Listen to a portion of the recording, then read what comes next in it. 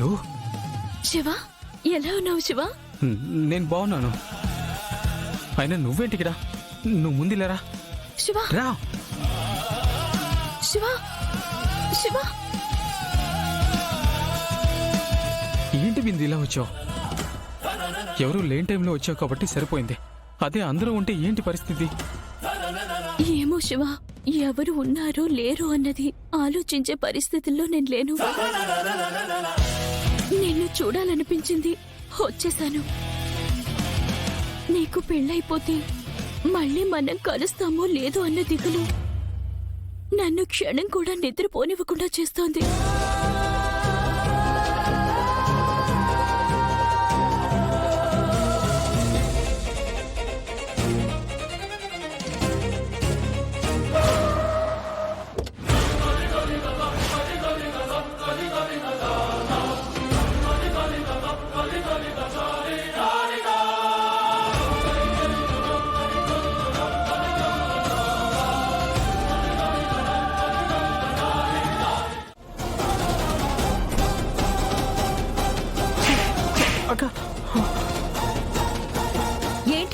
ఏంట్రా నువ్వు చేస్తున్న పని?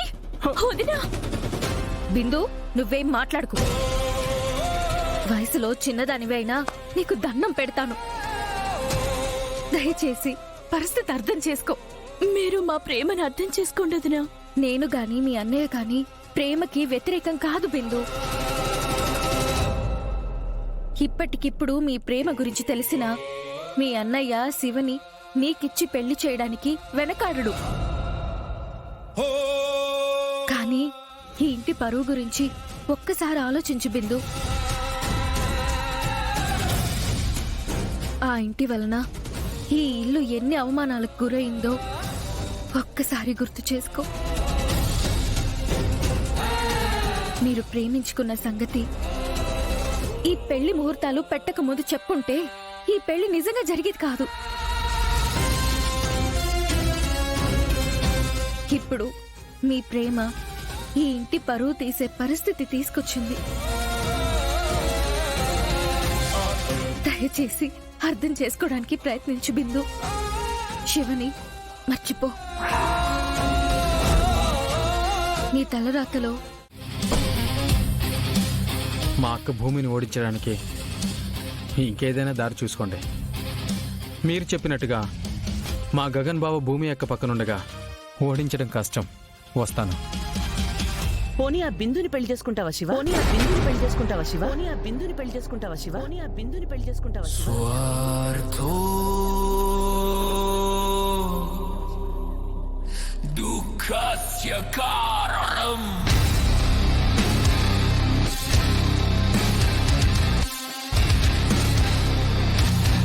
చూసావా శివ, పడుతున్న నీ అడుగులు ఎలా ఆగిపోయాయో?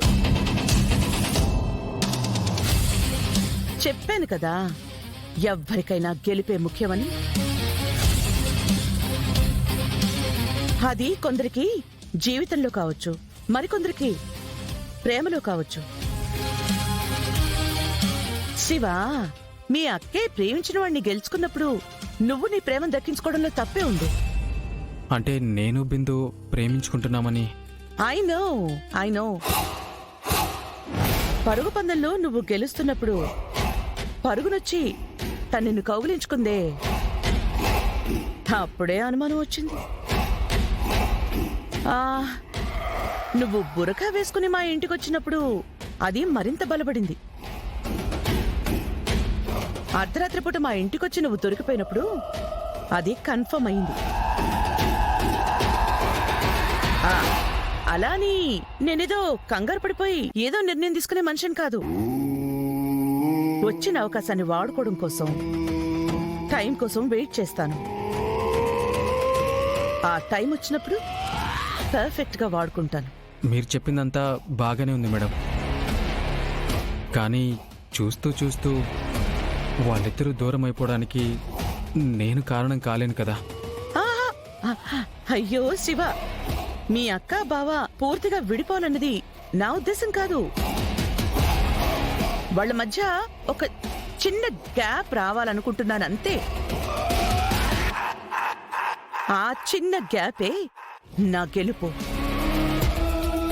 అదీగాక భూమి వల్లే నువ్వు బిందుకి సొంతమయ్యావని మీ బావ అనుకోలేదు కదా.